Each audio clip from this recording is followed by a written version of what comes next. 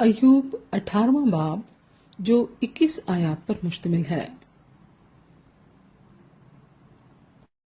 تب بلدت سوخی نے جواب دیا، تم کب تک لفظوں کی جستجو میں رہو گے؟ غور کر لو پھر ہم بولیں گے۔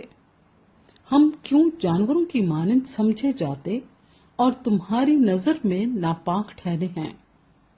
تو جو اپنے قہر میں اپنے کو پھاڑتا ہے تو کیا زمین تیرے سبب سے اجڑ جائے گی یا چٹان اپنی جگہ سے ہٹا دی جائے گی؟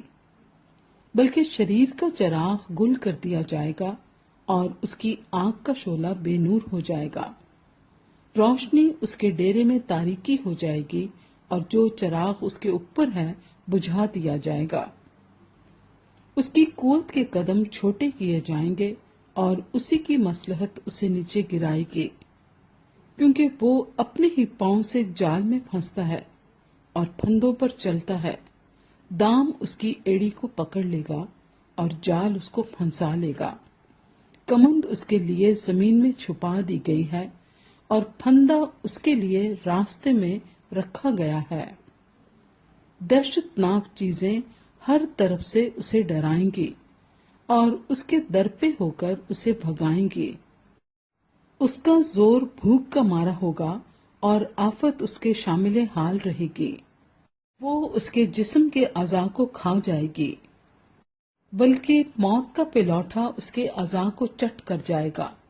وہ اپنے ڈیرے سے جس پر اس کا بھروسہ ہے اکھاڑ دیا جائے گا اور دہشت کے بادشاہ کے پاس پہنچایا جائے گا۔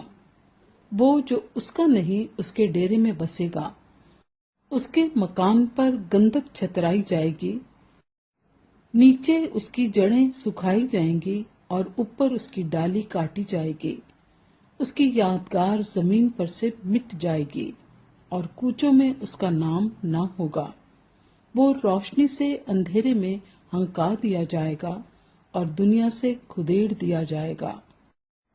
اس کے لوگوں میں اس کا نہ کوئی بیٹا ہوگا نہ پوتا، اور جہاں وہ ٹکا ہوا تھا وہاں کوئی اس کا باقی نہ رہے گا۔ وہ جو پیچھے آنے والے ہیں اس کے دن پر حیران ہوں گے، جیسے وہ جو پہلے ہوئے ڈر گئے تھے۔ نا راستوں کے مسکن یقیناً ایسے ہی ہیں، اور جو خدا کو نہیں پہچانتا اس کی جگہ ایسی ہی ہے۔